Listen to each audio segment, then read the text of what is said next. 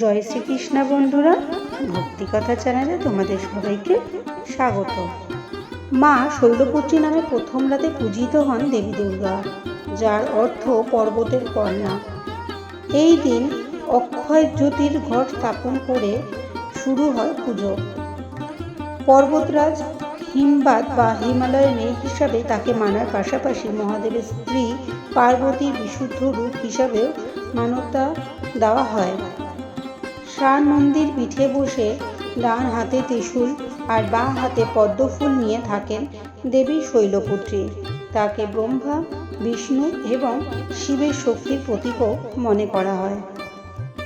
সাদা পোশাক পরিহিত দেবী পরাশক্তির দ্বিতীয় রূপের নাম ব্রহ্মচারিণী। ইনি হলেন গুরুর থেকে শিক্ষা গ্রহণকারী একজন মহিলা ছাত্রীর প্রকাশ, যিনি অন্য পড়ুয়াদের সঙ্গে আশ্রমে জীবনযাপন করেন এবং পবিত্র ধর্মীয় জ্ঞান অনুসরণ করে জীবন অতিবাহিত করেন। এই রূপে পূজিত দেবীর ডান হাতে জপমালা ও বাঁ হাতে কুণ্ডুমালা রয়েছে। তৃতীয় রাতে পুজো করা হয় দেবী চন্দ্রঘণ্টার।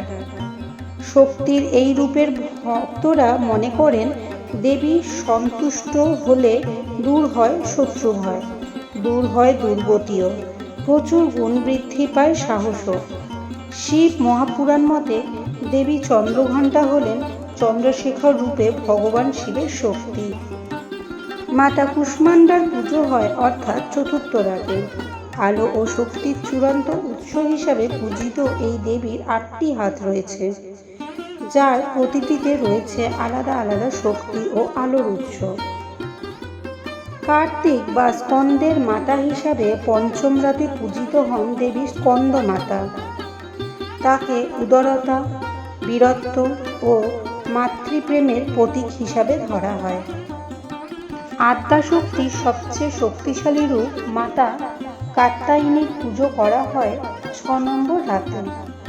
দুর্গার সবচেয়ে সিংহস্র অবতারের অন্যতম এই দেবী মহিষাসুরকে বধ করেছেন মনে করা হয়।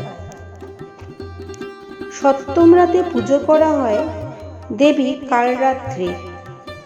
শুভঙ্করিণী নামেও পূজিত এই দেবীকে হিন্দুরা দুষ্ট বা অশুভ শক্তিকে দমন করে শুভ ফল দান করেন বলেই বিশ্বাস সনাতন ধর্মাবলম্বীদের।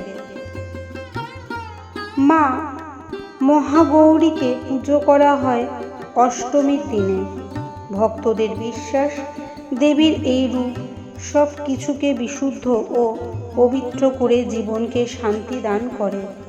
সাদা রূপের এই দেবী 8 বছর বয়সী বলেও মনে করেন অনেকে।